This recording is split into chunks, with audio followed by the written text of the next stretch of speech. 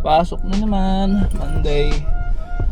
Well, pumasok naman ako Sunday, so walang pinagkaiba. Then daming ayaw ng Monday, ano? Kasi parang galing sila sa Sunday na walang pasok. Yan, habi ko, parang walang sense. Wala na naman akong sense. Anyway, ito nga, pasok na tayo. Look, ganda na panahon. So, heading to work now. Magbablog ako ng heading to work lang. I don't care, basta magbablog ako kasi nakakamiss lagi mag-vlog. Parang gusto ko nga araw-araw eh. Kaya lang minsan parang mauubusan ka ng sense yung wala ka nang sasabihin mag-vlog ka pa. Pero sabi naman sa YouTube, yung mga napapanood, mga kung ano man yung mga natututunan ko, kapanood mo sa YouTube ako nagbababad lagi. Any other than social media, sa YouTube ako nagbababad. Kahit sa shorts, kahit mga maiksing video, YouTube. Yan. So, yun man, natutunan ko. Pwede namang di nagsasalita rin. Makita mo lang yung ginagawa mo or kung saan ka pupunta, documenting your life. Kasi yun ang na-realize ko lately.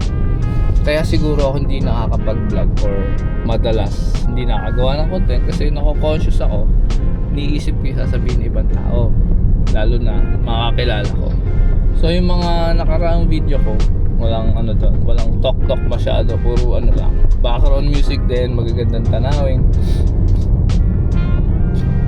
Then tapos inaaral ko din yung pagko-color grade. So dito tayo sa stop. Ayun yung hell ano, post office. May hell dito sa Cayman.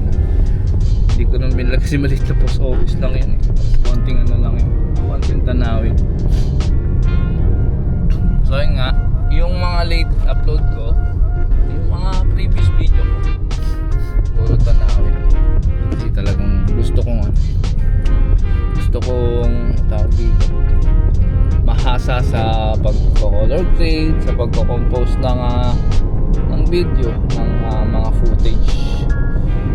Pero hindi talaga madali. Lalo na sa storytelling, doon ako mahina. So, tuloy-tuloy lang. While I'm doing it, napapractice ako. Tapos, kung meron akong last upload, I think yung isa, yung ang title, No Direction. Kasi parang kaya No Direction paliwanag ko, parang ano yun eh, wala naman akong pupuntahan, talagang nagbi-video lang ako. Yun lang naisip ko, nonsense diba? Pero that's the first time na hindi ko shinare sa other social media ko yung link or yung pinaka video nun. Kasi yun nga yung napanood ko sa YouTube na try ko lang. May nag sa akin nag-advise. Try ko lang, wag ko i-share. Then ang dami niyang views, 200. Marami na sa akin yung 200. Paupuin mo sa harap mo yung 200, ma-overwhelm ka na. So hindi ko shinare. Tapos chinek ko yung analytics. Doon sa 200 plus na yun, ang subscribers ko na nanood doon 53 lang. So yung iba mga ligaw or strangers. Ang YouTube nagre-recommend ng video kahit maliit na channel ka lang. Meron mga ako nakikita mga 200 subscribers lang eh, dumadaan sa feed ko. Nire-recommend ni YouTube yan. As long as may quality yung video, may kapupulutan ng araw. Etong video na to, raw lang to. So yun na lang isipin ko, hindi ko share sa social media ko para at least may makadalaw na stranger or bagong kaibigan makadaan, comment sila kung gustuhan nila or kung ano yung thoughts nila about it.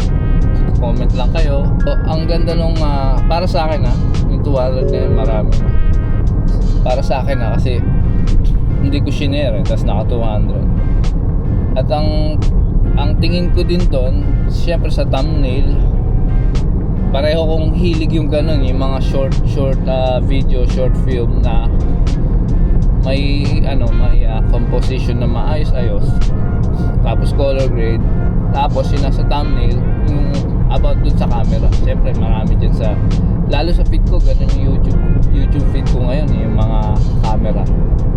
So lagay ko doon, shot on A66 100, Sony A6600.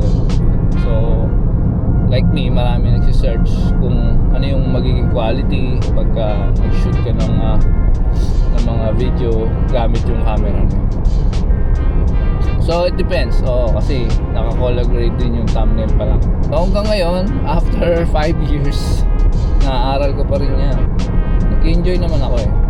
Pero sometimes hindi rin maiwasan ma-frustrate pag konti lang views, pinaghirapan mo. Pero aalisin ko na yun sa mindset ko ngayon.